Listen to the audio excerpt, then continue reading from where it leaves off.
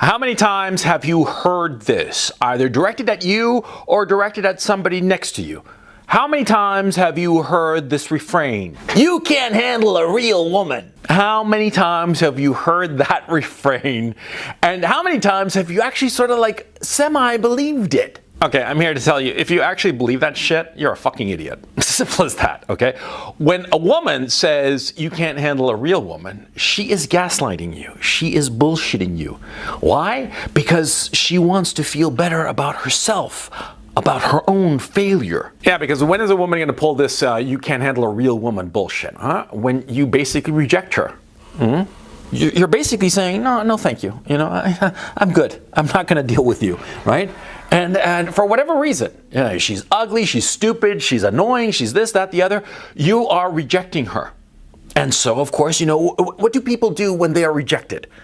They attack, of course, because nobody likes it. Of course not, okay? So some woman says to you, you know, you can't handle a real woman. It means that she realizes that you don't want anything to do with her, and she's upset about it. She's pissed off about it because she thought that she could have you, that you were going to be easy prey.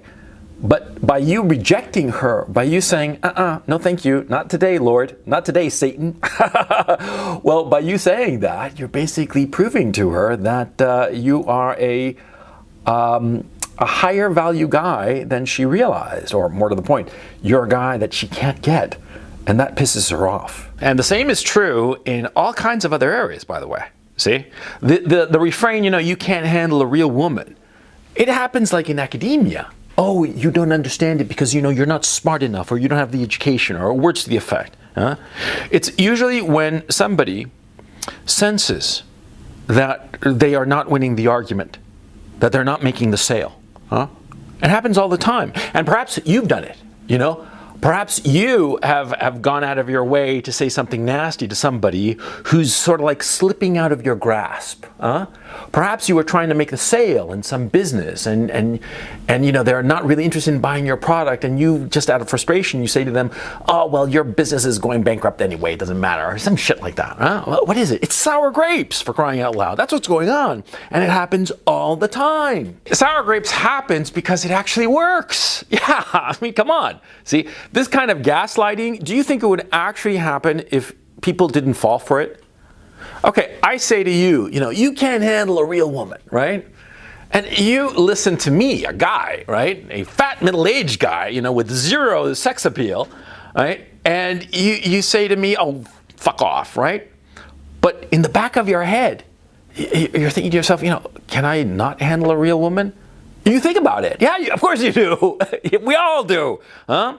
Because, see, we're all very attuned to what other people say about us. We all pay attention to what other people say about us, even if it's completely absurd.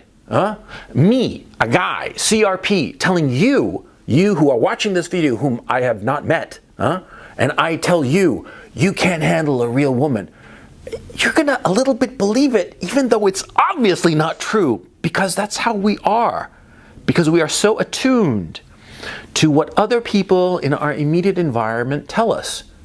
And this video that I'm doing, I'm far away physically from you, but the video gives the illusion that I'm near you. And the very fact that I tell you such an absurd thing, you can't handle a real woman, and you kind of believe it, proves my point. And this is why it's so dangerous, and you have to guard against this kind of gaslighting bullshit. Because like I said, it happens in all kinds of contexts. And it's so important that you get over this shit. It's so important that you discount what other people say to you, about you. Not all the time. A lot of times, like for instance, your friends, the people who are close to you, they might say something that's very true. A lot of times, the people who love you the most, in moments of anger with you, they'll tell you the truth. That happens all the time. And to tell you the truth, it's the hardest thing, rather, when somebody whom you love and whom you know loves you, but you guys get into a fight, and you get into an argument, whatnot, and that person says something about you which is really true. Well, that's when you have to sort of like listen to them and pay attention to them. That is a real criticism. But when some random slit who means nothing to you, says, "You can't handle a real woman," you gotta laugh in her face, for crying out loud. And this goes for everything else, every other kind of gaslighting, because gaslighting is going on all the time in our contemporary culture. And why is it going on all the time? Well, because what's happened is that since roughly the 1960s, in the West, we've fallen into this idiotic notion that truth is relative. No, truth is not relative. Appreciations of the truth are relative. Yes, of course, because we have a limited perspective depending on where we are when we observe a truth. But the truth in and of itself is objective. Just our perceptions of it are relative. But we have confused that notion and come to the conclusion, the erroneous conclusion, that all truth is relative and everybody's truth, quote unquote, is equally valid, which is absurd. It's completely absurd. But yet we've internalized this mistaken notion. And because of it, when somebody says, you can't handle a real woman, or says something like, you don't understand it because you're not educated enough or smart enough or this, that, the other. And of course, you are smart enough, you are educated enough, and you know that what they're saying is bullshit, and that's why they're throwing this gaslight bullshit at you. Well, we get very nervous because we can't appeal to some institution or some place that has the objective truth.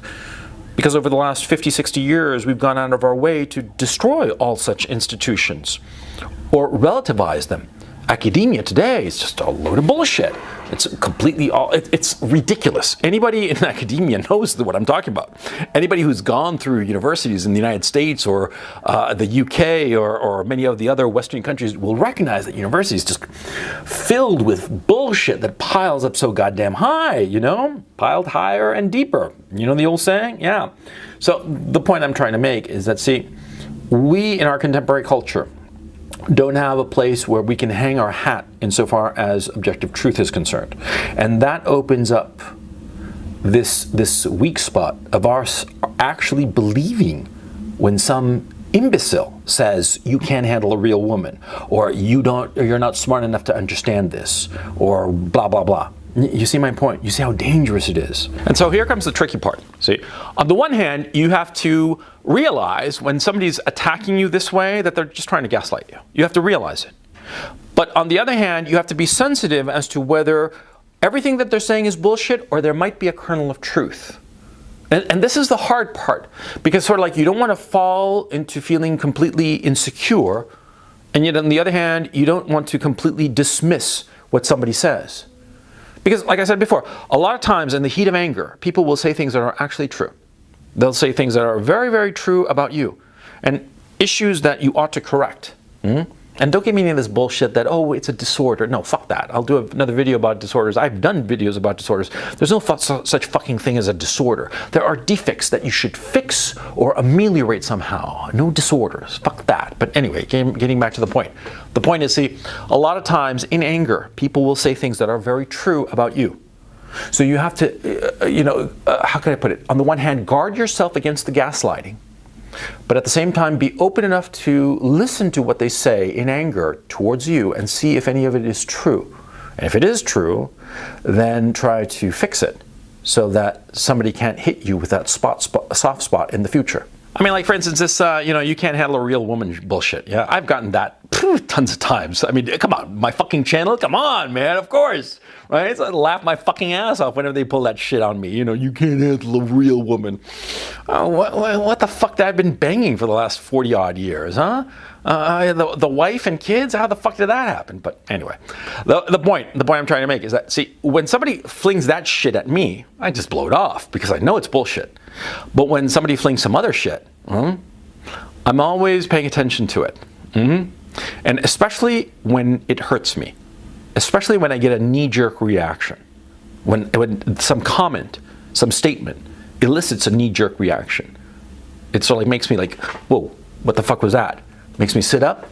That's when I know that what they just said is kind of accurate. And that's when I pay attention. When somebody says something, it's just colossal bullshit, like you can't handle a real woman, you're not smart enough to figure this out, some shit like that, I just blow them off.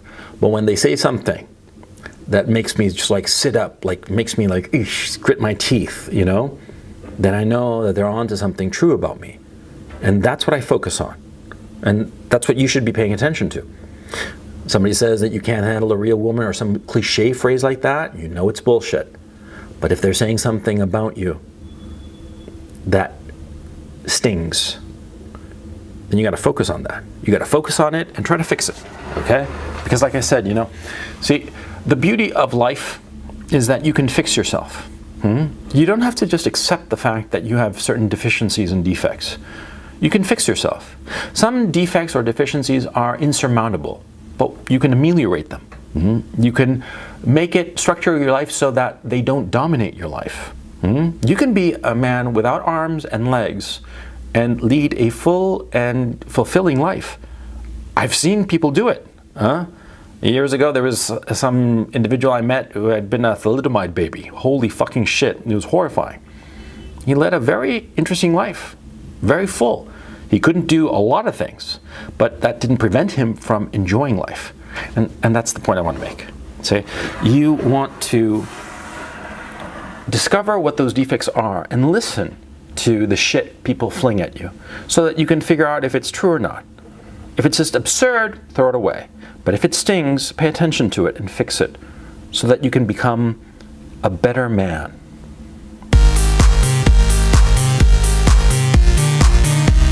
Thanks very much for watching my video. I hope you enjoyed it. And if you did and you like my content, please subscribe to my Patreon channel. Link is in the description below. I put out an extra video there every Wednesday, and I have like 130 videos there that you'll find nowhere else. And I also put out a Sunday show called the Weekly Webinar, and it's a lot of fun. So please check it out. Like I said, link is in the description below. Thanks very much, and I will catch you next time.